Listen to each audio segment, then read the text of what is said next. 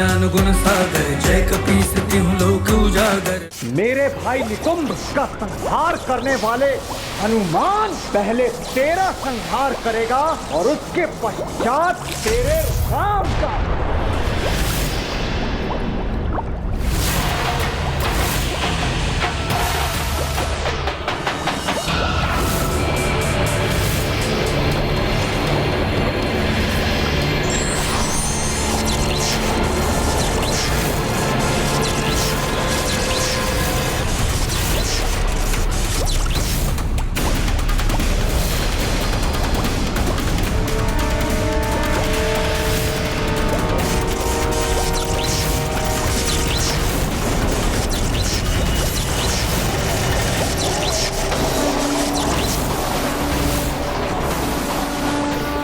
एक तुच्छ से वानर में इतना अधिक बल, किंतु जो शक्तियां मुझे मेरी माता से प्राप्त हुई हैं, उन मायावी शक्तियों के समक्ष ये वानर टिक नहीं पाएगा।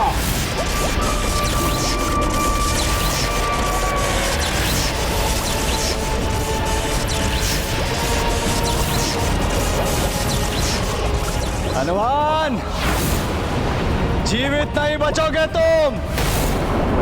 यहां आकर तुमने बहुत बड़ी भूल कर दी है।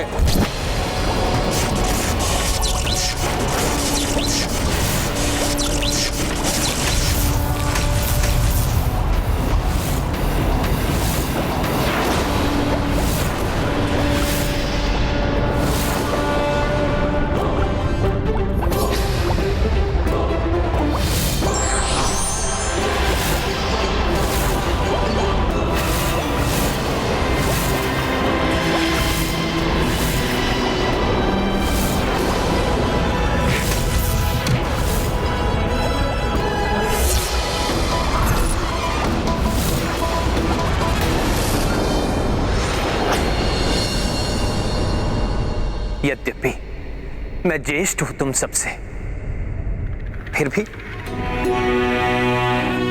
एक विनती करता हूं तुम सबसे कि तुम में से कोई एक इस राज सिंहासन को संभाल ले। मेरे प्रिय भाइयों, इस राज मुकुट को धारण करके अपने भैया राम और अपनी भाभी सीता पर दया करो और मुझे इस बोझ से मुक्ति दिलाओ। राम को सीता को त्यागने के पाप से रोक लो। हम दोनों को वन जाने की अनुमति दे दो।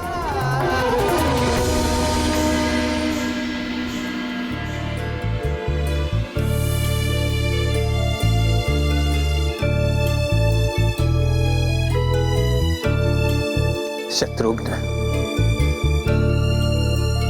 अब जी नहीं लगता यहां।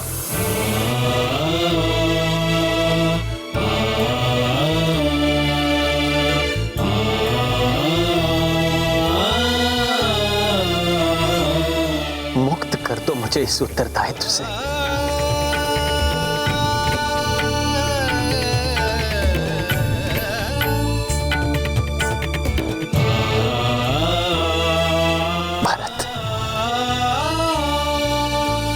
धारण कर लो ये राजमुकुट।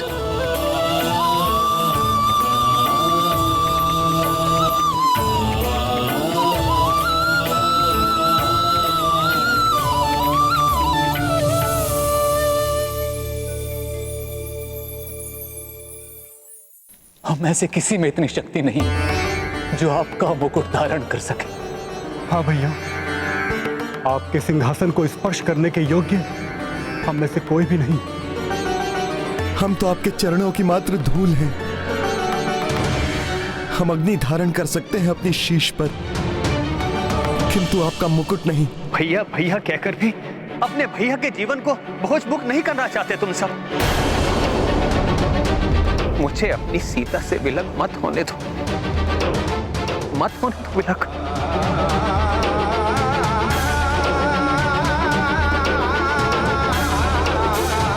इस कठिन परिस्थिति में मेरा हनुमान भी मेरे साथ नहीं। जिसके साथ प्रभु श्री राम का आशीर्वाद हो उसका कोई अनिष्ट नहीं कर सकता। दुष्ट! भैया, आपका कोई भी निर्णय त्रुटिपूर्ण नहीं होता, किंतु इस संवेदनशील विषय पर निर्णय लेने में शीघ्रता ना करें भैया। एक तुच्छ से धोबी ने कुछ कह दिया और उसकी बात सुनकर आपने इतना बड़ा निर्णय ले लिया। भैया, जितने मुंह उतनी बातें। अपना स्वार्थ साधने के लिए मनुष्य अपने अनुसार बातें बना लेते हैं। उनकी बात पर यदि इस प्रकार से निर्णय लेने लगे, जीवन दुभर हो जाएगा। ये कोई अपराध नहीं है भरत, ये तो एक सोच है। आज एक धोबी ने प्रश्न किया, कल को ये बात फैलेगी तो कोई दूसरा प्रश्न करेगा, और एक दिन पूरा राज्य उंगली उठा सकता है।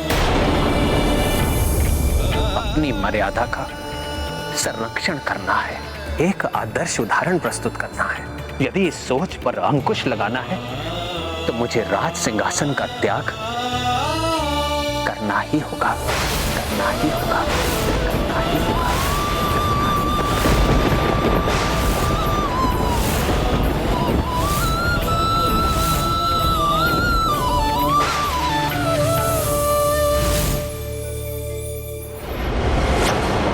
प्रभु श्री राम के स्मरण से मन विचलित क्यों हो रहा है? कहीं कोई अनिष्ट तो नहीं होने वाला है?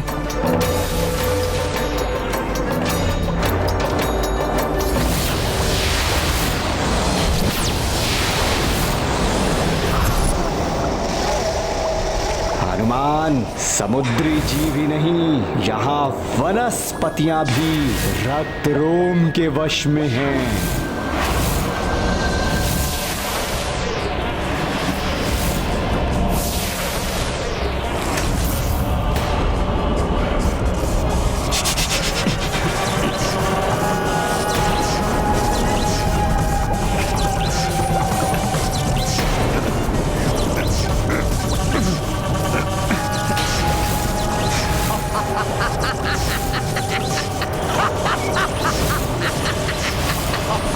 जय श्री राम।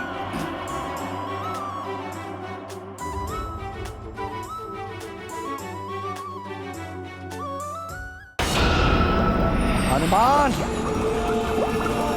इतनी सहजता से छुटकारा नहीं पाने दूंगा मैं तुम्हें।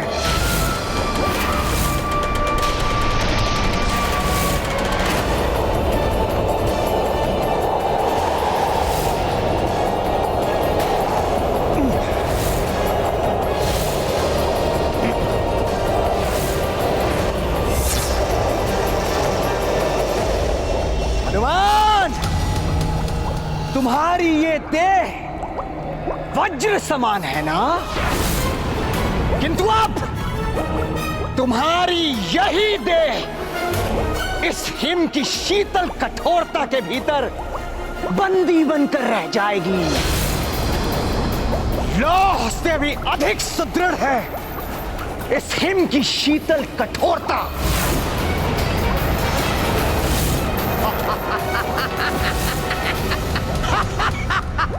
जय श्री राम।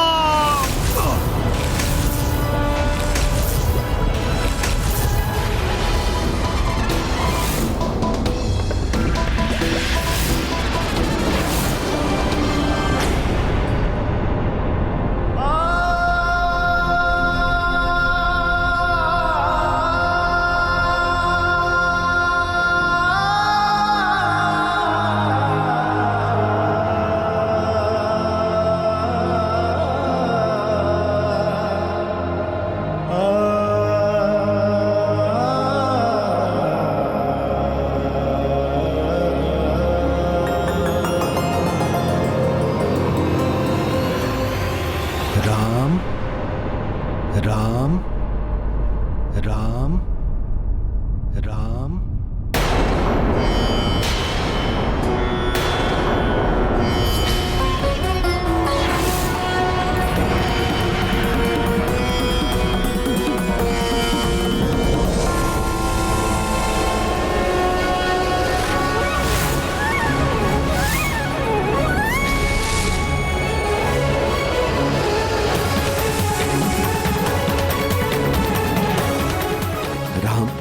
क्या आप अपना दिया हुआ वचन भंग कर देंगे?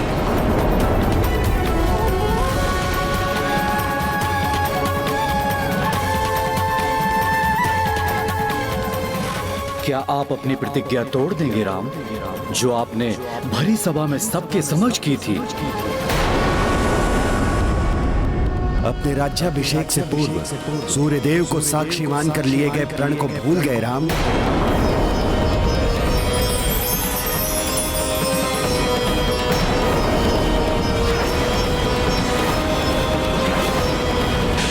यही मर्यादा है कि आपकी राम, कि आप अपने राजधर्म से, अपने उत्तरदायित्व से मुंह मोड़ रहे हैं, मात्र अपने सुख के लिए, अपनी भार्या के लिए।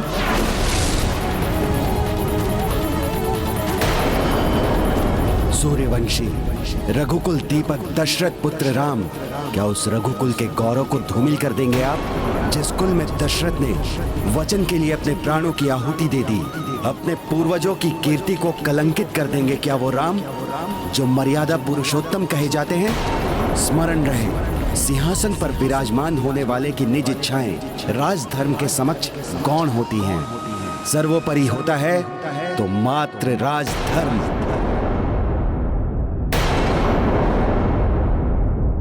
भैया, अपने उन भ्रामक विचारों से बाहर निकल आइए जो आपको विचलित कर रहे हैं। भैया, अपने मस्तिष्क, अपने विवेक एवं अपने हृदय के बीच में होने वाले द्वंद्व को रोकिए भैया, रोकिए। क्या आप राजधर्म से द्रोह करेंगे राम?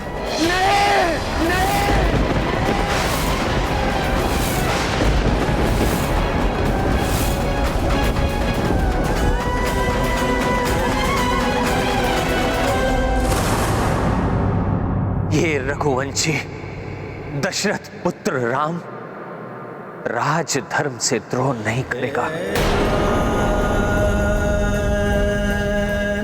महाराज इक्ष्वाकु से लेकर पिताश्री महाराज दशरथ तक समस्त पूर्वजों ने अनेकों बलिदान, त्यागों और कष्टों से जो कीर्ति स्थापित की है, उसे कलंकित नहीं होने देगा राम।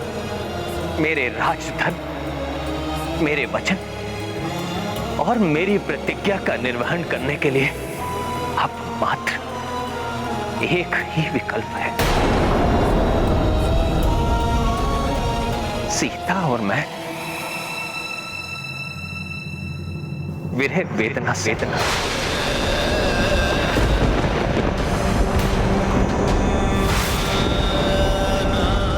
पीड़ा सहे विलगता की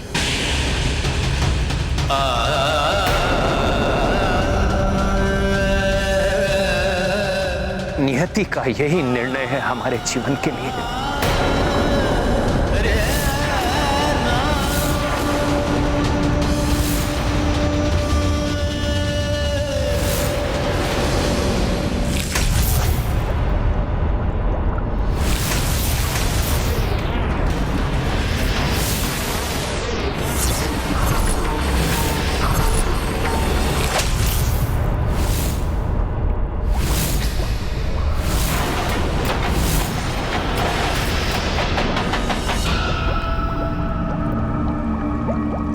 मेरे हृदय में इतनी अधिक पीड़ा क्यों उठ रही है?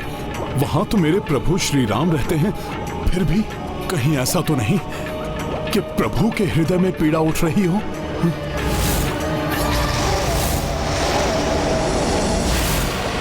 ये रक्तरोम तो पुनः उठ रहा है।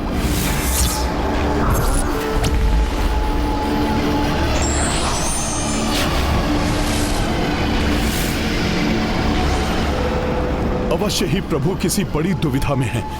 मुझे शीघ्र ही इस राक्षस से छुटकारा पाकर प्रभु के पास जाना होगा। हनुमान जी, सावधान!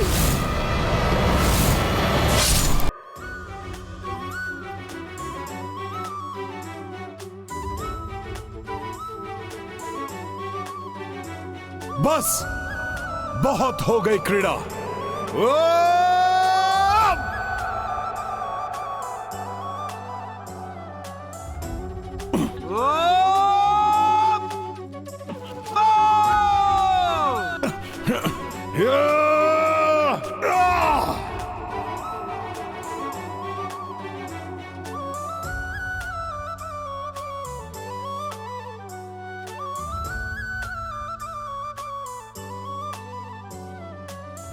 रक्तरोम का वध हो गया है। अब मुझे शीघ्र ही मेरे प्रभु श्री राम के पास जाना होगा। उन्हें अवश्य ही मेरी आवश्यकता है।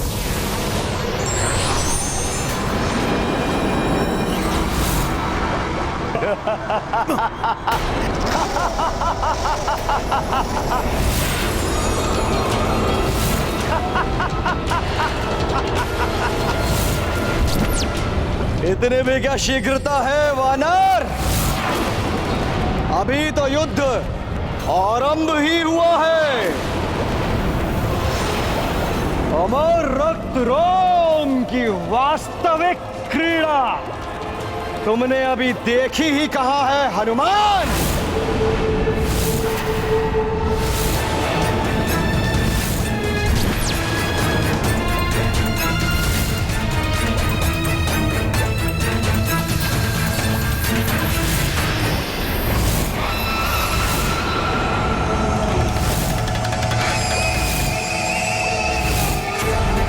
अब ये क्या कर रहा है?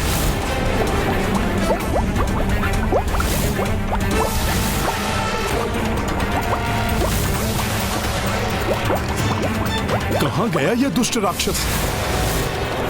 रक्तरोम, तुम्हें जीवित नहीं छोड़ूंगा मैं।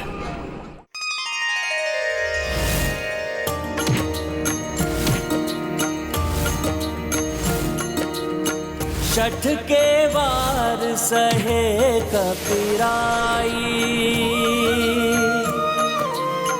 जाके चित मह बस रघुराई।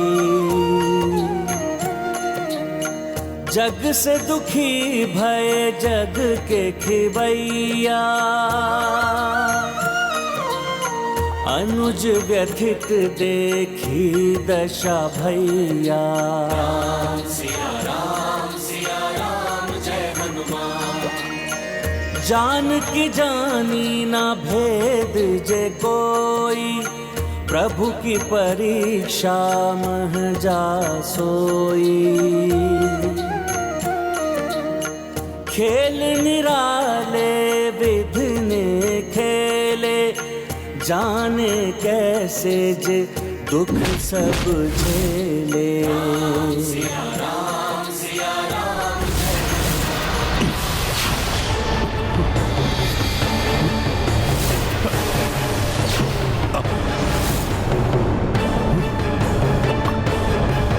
मेरे प्रभु अवश्य ही किसी कष्ट में हैं, और मैं यहाँ इस राक्षस में उलझा हुआ हूँ। मैं और अधिक समय व्यर्थ नहीं कर सकता यहाँ। जय श्री राम।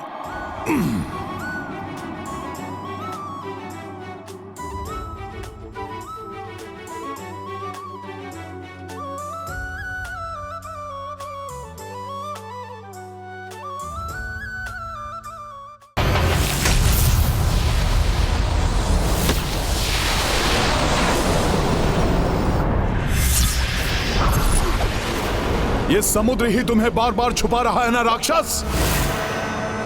अब देखता हूं कि तुम कहां छुपोगे।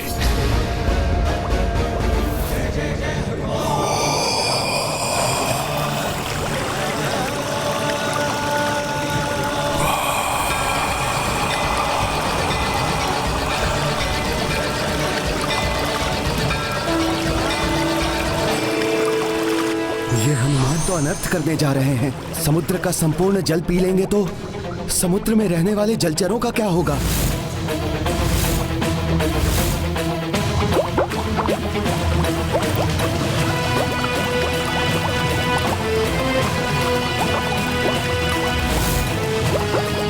हनुमान, ऐसा मत कीजिए। समुद्र का जल समुद्र में रहने वाले जीवों के लिए ही नहीं, समस्त पृथ्वी के जीवन का भी आधार है। यदि समुद्र या नदी का जल समाप्त हो गया तो हाहाकार मच जाएगा। जलचर ही नहीं, प्रकृति के समस्त कार्य रुक जाएंगे। अब इस अनिष्ट से कौन रोकेगा हनुमान को? न जाने क्या होने वाला है।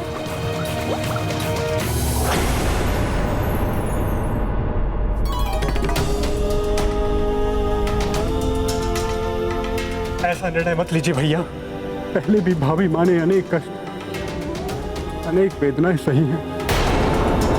अब तो सुख के दिन आए हैं। और पुनः ये नहीं, नहीं भैया नहीं।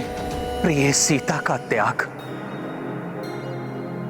करना ही होगा राम को।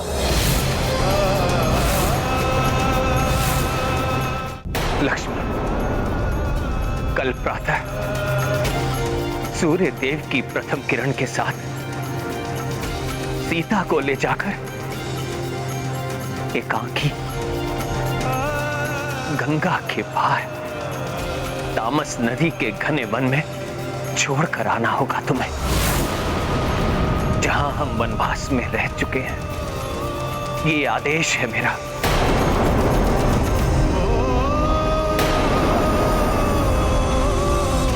नहीं भैया नहीं, ऐसा आदेश मत दीजिए। भाभी मां के जाते ही इस महल से समस्त सुख चले जाएंगे। आपके जीवन से, हम सबके जीवन से प्राणहीन हो जाएंगे हम सब। ऐसा मत कीजिए भैया, मत कीजिए।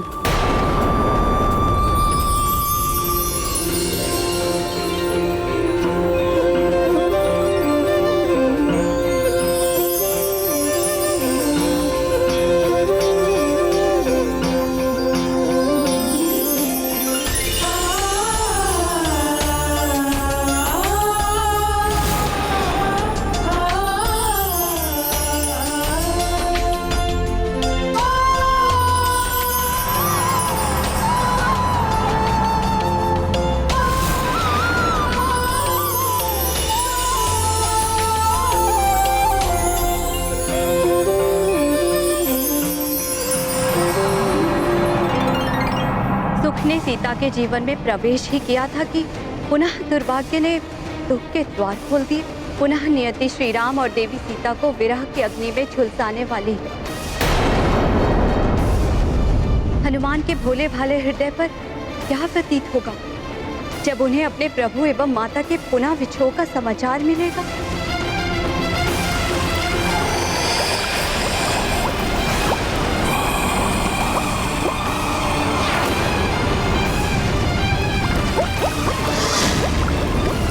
नियति जीवन में अनेक चुनौतियां लाती है, किंतु ये व्यक्ति पर निर्भर करता है कि वो उसका सामना कैसे करता है।